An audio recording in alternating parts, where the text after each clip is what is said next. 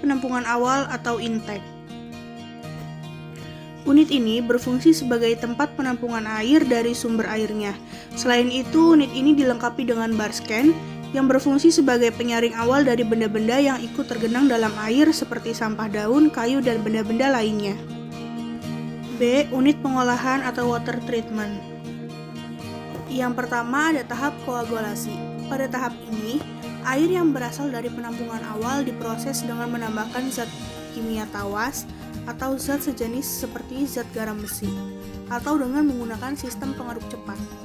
Air yang kotor atau keruh umumnya karena mengandung berbagai partikel koloid yang tidak terpengaruh gaya gravitasi, sehingga tidak bisa mengendap dengan sendirinya.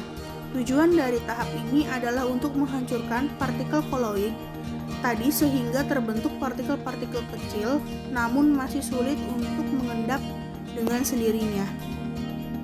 Dan yang kedua ada tahap flokulasi.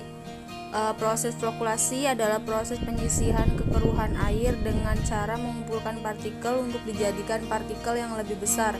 Pada tahap ini, partikel-partikel kecil yang terkandung dalam air digumpalkan menjadi partikel-partikel yang berukuran lebih besar atau flock, sehingga dapat mengendap dengan sendirinya atau karena gravitasi.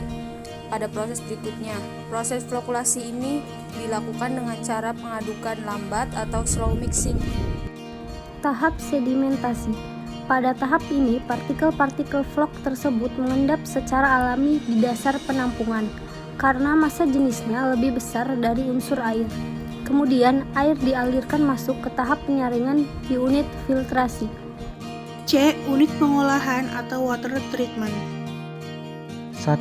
Filtrasi. Pada tahap ini, air disaring melewati media penyaring yang disusun dari bahan-bahan biasanya berupa pasir atau kerikil silika.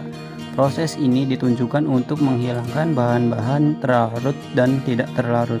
Secara umum, setelah melalui proses penyaringan ini, air langsung masuk ke unit penampungan akhir. Namun, untuk meningkatkan kualitas air kadang diperlukan proses tambahan, seperti proses pertukaran ion. Netralisasi adalah upaya agar pH air menjadi normal.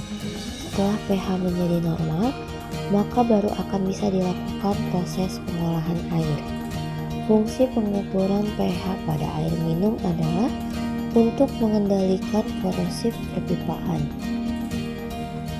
Dalam sistem distribusi, jika pH kurang dari 6,5 atau lebih dari 9,5, maka akan menimbulkan efek racun. Yang ketiga ada disinfeksi.